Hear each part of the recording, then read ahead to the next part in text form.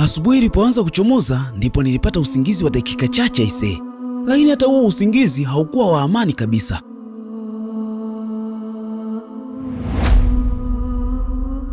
Niliota Salome amesimama mlangoni, hakuwa anasema kitu, alikuwa ananiangalia tu.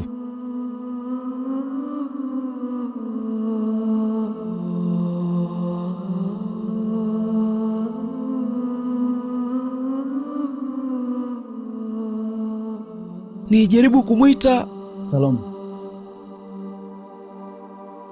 lakini hakunijibu. Aligeuka kisha akaanza kutembea. Nikaanza kumfuata kwa nyuma.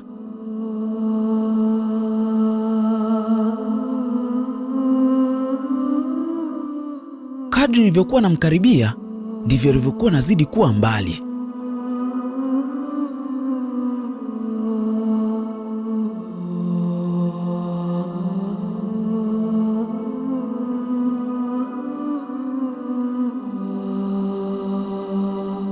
Lakini ghafla nikasikia sauti ikiniita kwa nguvu, Nelson! Nilishtuka kutoka usingizini. Moyo wangu ulikuwa unapiga kwa kasi mno.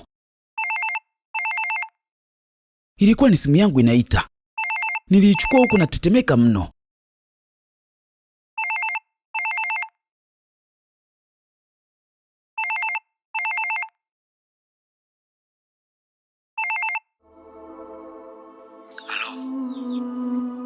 Mjomba.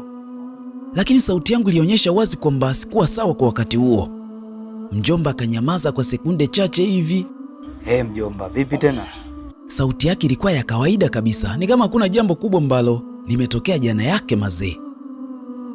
Ikabidi nimuulize, mjomba, umesalimika? Nimesalimika? Mbona sauti yako imekata tamaa hivi? Nikakaa kimya kwa sekunde kadhaa hivi, nikasema nimekuwa na mawazo mengi sana mjomba.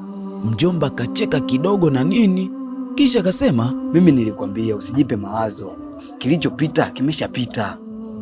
Lakini mjomba, ninaogopa hapa. Unaogopa nini? Naogopa watu wakijua. Mjomba akavuta pumzi kisha akasema, nisikilize mjomba, ukianza kuonyesha hofu mbele za watu ndo ataanza kukushuku. Jiendeshe kama maisha kawaida. Na kama akimuulizia Salome je? Utasema ukweli unaojua. Alikuja kwako na akaondoka. Hivyo ndo unatakiwa useme. Usipunguze wala usiongeze. Muda huo nilibaki kimya tu. Kwa mara ya kwanza nikagundua mjomba ametulia kuliko mimi. Baada ya muda akaniambia, haya, naomba unisikilize. Leo usikae ndani muda wote. Toka nje, nenda kanunue hata chai huko. Watu wakikuona unaendelea na maisha yako ya kawaida, watashindwa kukushuku. Sijui umenielewa mjomba? Sawa mjomba. Na kingine, usinipigie simu kila baada ya dakika. Hiyo inaweza kutuletea shida. Ukiwa na shida ndo unatakiwa unipigie. Sawa mjomba. Ikabidi nilikubali tu. Baada ya maongezi mjomba kakata simu. Nilibaki nimeishika simu mkononi kwa muda mrefu sana. Nilikuwa najaribu kufuata ushauri wake, lakini moyo wangu ulikuwa umekataa kabisa. Ikabidi nijiandae ili nitoke nje. Basi bana, kwa mara ya kwanza tangu lile tukio limetokea, nilikuwa natembea mitaani sasa.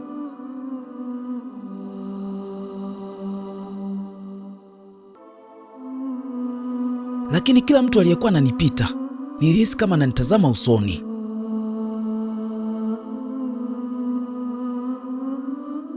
Mara nijiambie labda wanajua. Halafu nikajisahihisha mwenyewe, hapana, itakuwa ni mawazo yangu tu.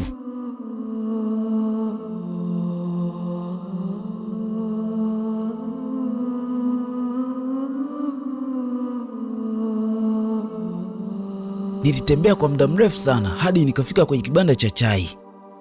Chai ilipoletwa nikaanza kunywa na nini, lakini watu wote waliokuwepo pale walikuwa wanazungumzia habari za mpira, siasa na maisha yao ya kawaida tu. Hakuna hata mmoja aliyekuwa anamzungumzia Salome. Hapo kidogo moyo wangu katulia sasa. Nikanywa chai yangu haraka haraka ili niwahi kurudi nyumbani.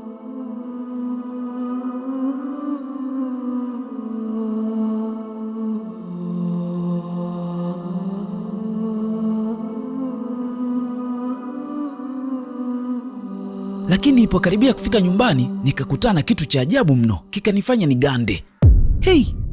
Mbele ya geti langu kulikuwa na gari nyeusi imeegeshwa. Sikuwahi kuliona hili gari kabla. Nikaanza kujiuliza mwenyewe, gari ni la nani hili? Baada ya sekunde chache mlango wa gari ukafunguliwa. Mtu aliyekuwa ndani ya gari akawa ameshuka. Akanitazama moja kwa moja mimi mwenyewe.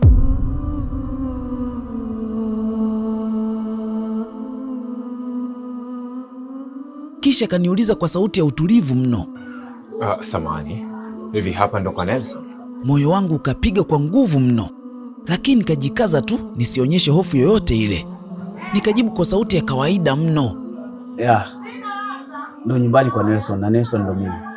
Sikujua huyo mtu alikuwa anataka nini, lakini nilihisi majaribu yangu yalikuwa ndo yanaanza sasa. Nimekuja kuulizia jambo moja. Jambo gani? Nilikuwa namtafuta Salome. Nilihisi kama dunia imesimama. Jina lile liliposemwa tu, nilihisi mwili wangu wote umepoa. Lakini nikajifanya kawaida tu. Nikamuuliza, Salome? Ndiyo. Si alikuwa anaishi huko karibu? Nilikaa kimya kidogo.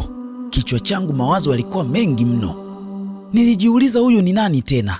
Anamjua Salome kwa kiwango gani? Amekuja kwa sababu gani?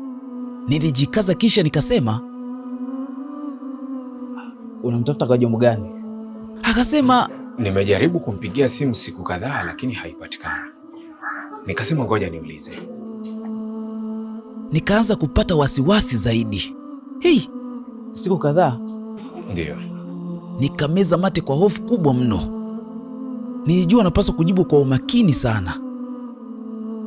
Labda yupo kwao au ana shughuli zake anafanya. Yule mtu akanitazama usoni kisha akauliza, lakini wewe si ndio ulikuwa naye jana? Swali lile lilinifanya nikae kimya. Nilihisi kama ameshika sehemu ambayo sitaki kuguswa hivi. Umesikia wapi? Kisha akasema, watu wameniambia kwamba mara nyingi amekuwa anakuja huko. Nikavuta pumzi. Kisha nikamwambia, ndiyo, alikuwa anakuja. Na mara ya mwisho ulimuona lini? Aliponiuliza hivyo tu, nikahisi pressure imeongezeka mazee. Nikatafuta maneno ya kusema na nini. Nikamwambia, alikuja hapa lakini akaondoka. Alienda wapi? Aliponiuliza hilo swali likanigonga zaidi. Nikamtazama yule mtu bila kujua ni mjibu nini.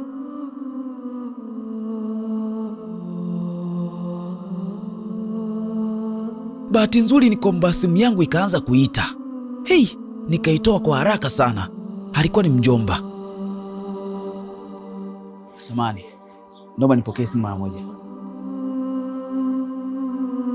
Kwa sekunde moja tu nilihisi kama ile simu imenisaidia sana. Ikabidi niende pembeni kidogo.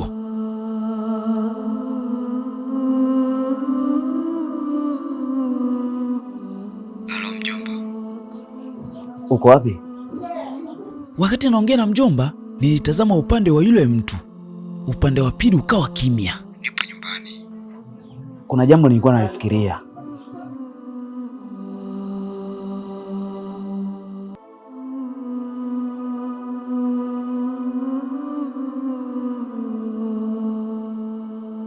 Kuna mtu amekuja kumuulizia Salome.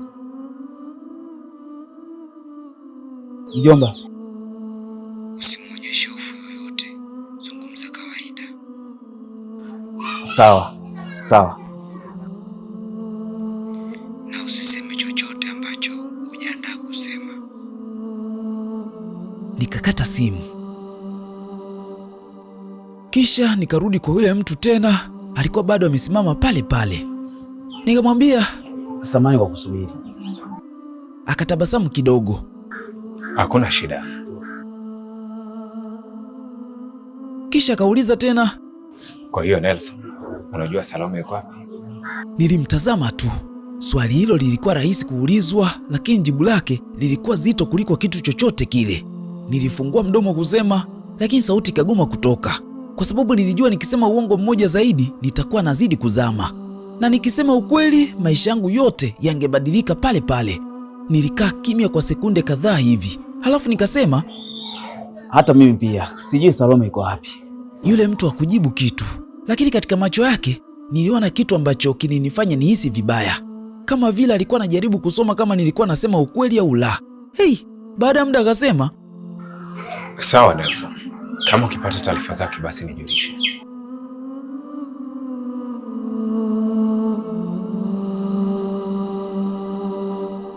Akaingia kwenye gari lake kisha kaondoka. Nilisimama pale na mtazama kwa hofu mno. Hapo ndipo nilipogundua jambo moja tu, huenda tatizo langu halikuwa tena lile tukio ambalo lilitokea siku ile. Itakuwaje kwa sehemu ya 4? Hii ni Salome na mimi naitwa Rio.